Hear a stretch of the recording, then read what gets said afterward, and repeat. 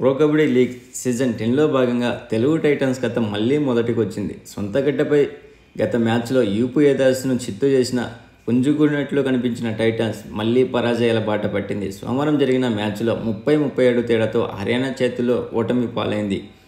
Telugu Titans captain Pawan Sehrawat లక్ష్యంగా చేసుకుని ఆడిన హర్యానా ఫలితం రాబట్టింది. మ్యాచ్ ఫస్ట్ హాఫ్లో దాదాపు 10 నిమిషాలు అతను కోర్టు బయటే ఉన్నాడు. దీంతో తొలి అర్ధభాగాన్ని టైటన్స్ 12-24తో ముగించింది. అంటే 12 పాయింట్ల తక్కువ స్కోర్తోనే ముగించింది తెలుగు టైటన్స్. దీంతో ద్వితీయార్థంలో పవన్ 3 పాయింట్లతో అతని స్థానంలో సబ్స్టిట్యూటర్గా వచ్చిన రాబిన్ ఆడించారు. అయినా ఫలితం లేకపోయింది. హర్యానా డిఫెండర్ నవీన్ నుదిటిపైన గాయమైనప్పటికీ పట్టీ వేసుకొని ఆడాడు. ఆ జట్టులో రాహుల్ 8 టాకిల్ పాయింట్లు, మోహిత్ 6 టాకిల్ పాయింట్లు, శివం 6 రైడింగ్ పాయింట్లతో రాణించారు. తెలుగు టైటన్స్ తరపున సంజీవి 6 రైడింగ్ పాయింట్లు, ప్రఫుల్ 6 రైడింగ్ పాయింట్లు మాత్రమే పర్వాలేదు అనిపించారు. మిగతా ఆటగాళ్ళంతా ఫెయిల్ అయ్యారు. ఈ మ్యాచ్లో ఒకసారి మనం ఇండివిజువల్ పర్ఫార్మెన్స్ చూసుకున్నా కానీ ఎవరు ఎన్ని చేశారో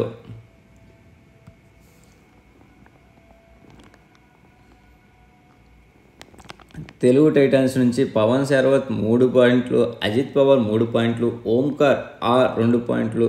లాస్ట్ మ్యాచ్ హీరో అయినటువంటి ఓంకార్ పాటిల్ పాయింట్లు ఏమీ సాధించలేదు. సంజీవి 6 పాయింట్లు, తర్వాత అంకిత్ 1 పాయింట్, పర్పుల్ 6 పాయింట్లు, Hameed Nadar 1 point, Robin Chaudhary 1 point. అది హర్యానా టీం నుంచి వినయ్ 6 పాయింట్లు, మోహిత్ నందల్ 6 పాయింట్లు, జైదీప్ దహియా 2 పాయింట్లు, సిద్ధార్థ్ దేశాయ్ ఏమీ పాయింట్లు సాధించలేదు. గణేశ్యం మగర్ 4 పాయింట్లు, రాహుల్ చత్పాల్ 8 పాయింట్లు, నవీన్ కుండు 2 పాయింట్లు, తర్వాత శివం పత్రే 6 పాయింట్లు సాధించారు. ఈ మ్యాచ్ ద్వారా నిజంగా తెలుగు టైటన్స్ ఆట ఇంత దారుణంగా అవుతుందని ఎవడు కళ్ళలో కూడా ఉంచలేదు. ఈ మ్యాచ్ అయిపోయేదలికి ఏ టీము ఏ ప్లేస్లో ఉంది, పాయింట్ల పట్టికలో ఒకసారి చూద్దాం.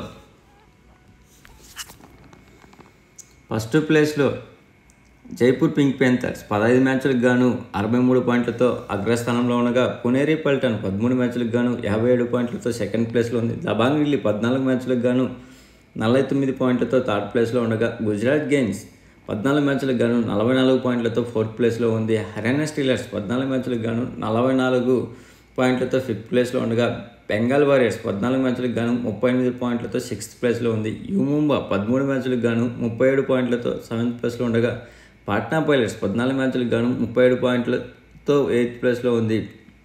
బెంగళూరు బుల్స్ 15 మ్యాచ్లకు గాను 37 పాయింట్లతో 9th ప్లేస్లో ఉండగా, తమిళ్ తలవాస్ 14 మ్యాచ్లకు గాను 30 పాయింట్లతో 10th ప్లేస్లో ఉంది. యూపీఏదా 15 మ్యాచ్లకు గాను 23 పాయింట్లతో 11th ప్లేస్లో ఉండగా, తెలుగు టైటన్స్ 15 మ్యాచ్లకు గాను 16 పాయింట్లతో చిట్ట చివరనుంది. అంతేకాకుండా రైడింగ్ అండ్ డిపెండింగ్స్లో టాప్ 3 ఎవరున్నారో ఒకసారి చూద్దాం.